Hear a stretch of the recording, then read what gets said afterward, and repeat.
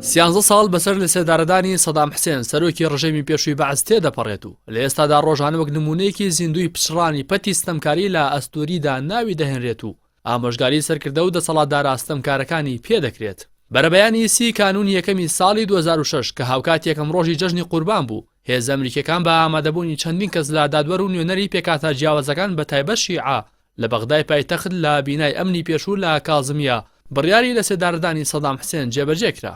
پێشتر و لە 13 ئەیلولی ساڵی 2023 و لە ئۆپەراسیۆنێکدا بەناوی ئۆپەراسیۆنی گزنگی سوور هێز ئەمریکەکان سەدام حسێنیان دوای گەڕانێکی زۆر لە ژێرزەمینی باخێکدا لە نزیک شاری تکریت دەستگیر کردو وەک یەکێک لە گرنگترین دەستکەوتەکانی پرۆسەی داگیرکردنی عێراق هەواڵی دەستگیرکردنەکەیان بڵاو کردەوە.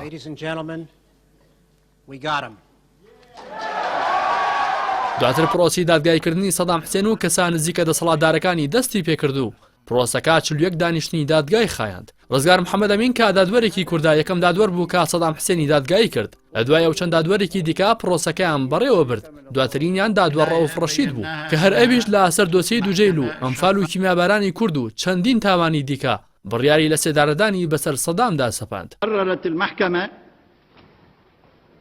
الحكم على المدان صدام حسين المجيد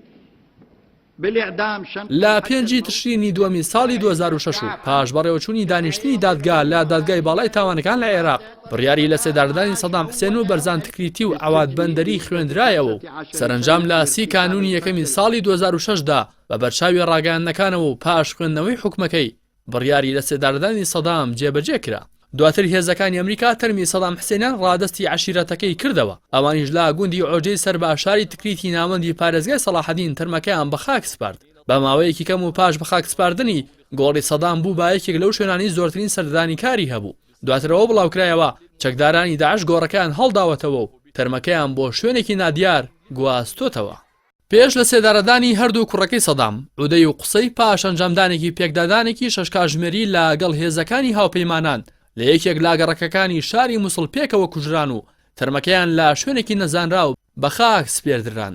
موفق ڕوبەیعی یەکێک بوو لەو کەسایەتە عێراقیانەی کە ئامادەی پرۆسی لە سێدارەدانی سەدام بووە و لە چاوپێکەوتنێکدا دەڵێت ئەو تەختەی ژێرقاشی سەدام حسێنی لا بردووە و دواتریش ئەو پەتەی کە سەدامی پێ لە سێدارە درا وەک یادگاریەک لە لای خۆی هەڵی گرتووە. ئەو دادوەری کە بڕیاری لە سێدارەدانی بەسەر سەدامدا سەپان لە چاوپێکەوتنێکدا دەڵێت براوەی یەکەم لە سێدارەدانی سەدام دادپەروەریە.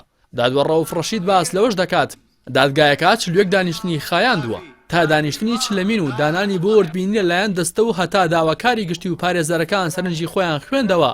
5 ڕۆژ لەگەڵ ئەندامەکان لە لێکۆڵینەوە بەراوردی داواکەدا بوون چونکە دەستەیەکی 5 کەسی بوون و تا ئەو ساتی بۆ وردبینی دانرا وردبینی تەواو بووە نەیانزانیوە چ حکمێک بۆ سەدام حسێن دەردەچێت.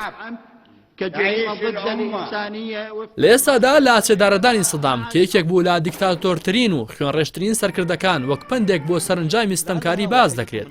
لەو چوارچێوەیەدا ڕابەری باڵای شۆڕشی کۆماری ئیسلامی ئێران لە ساڵیادی 13 ساڵی لە سێدارەدانی سەدام داوتی هەرکە زوا بیر دەکاتەوە کە دەسەڵاتەکەی دوایی نایەت ئەوە باسیری سەدام کات.